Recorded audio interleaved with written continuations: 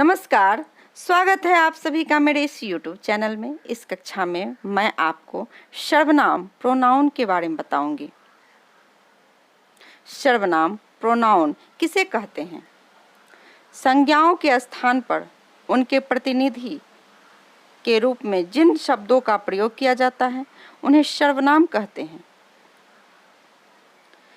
जैसे मैं, तुम, तू, आप, यह, वह, जो, सो, कोई, कुछ, कौन एवं क्या सर्वनाम है।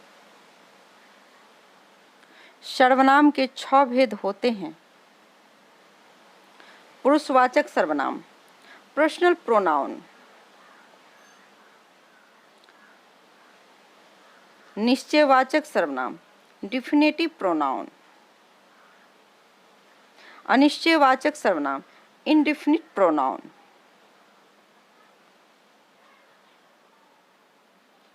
प्रश्नवाचक सर्वनाम, इंट्रोगेटिव प्रोनाउन, संबंधवाचक सर्वनाम, रिलेटिव प्रोनाउन, निजवाचक सर्वनाम, रिफ्लेक्सिव प्रोनाउन,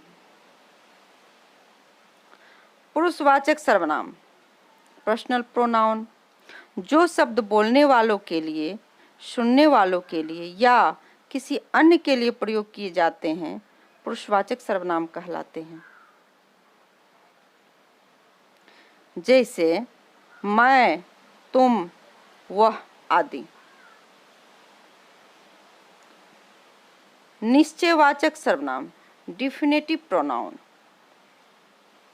जिस सर्वनाम से किसी निश्चित पदार्थ का ज्ञान हो उसे निश्चयवाचक सर्वनाम कहते हैं।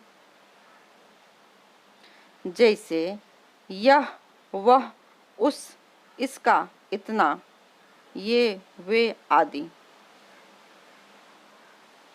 अनिश्चयवाचक सर्वनाम, इंडेफिनिट प्रोनाउन, जिन सर्वनाम शब्दों के द्वारा किसी निश्चित व्यक्ति अथवा वस्तु का बोध न हो वह अनिश्चयवाचक सर्वनाम कहलाते हैं। जैसे कोई, कुछ आदि। प्रश्नवाचक सर्वनाम, इंट्रोगेटिव प्रोनाउन,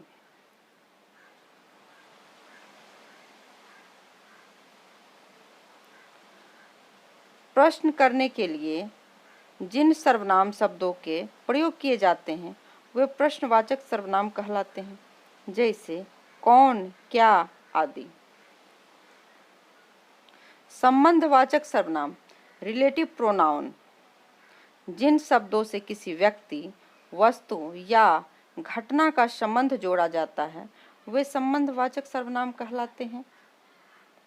जैसे जो, से, जिसने, जैसा, तैसा, बिना विचारे जो करे सो पाछे पछताए, जिसकी लाठी उसकी भैंस आदि। निजवाचक सर्वनाम, रिफ्लेक्सिव प्रोनाउन, जिन शब्दों का प्रयोग कर्ता अपने लिए करता है वे निजवाचक सर्वनाम कहलाते हैं। जैसे अपना, स्वयं, आप, ही आदि। इस कक्षा में मैंने सर्वनाम प्रोनाउन के बारे में बताया। अगले कक्षा में फिर मिलेंगे नए टॉपिक के साथ। तब तक के लिए धन्यवाद।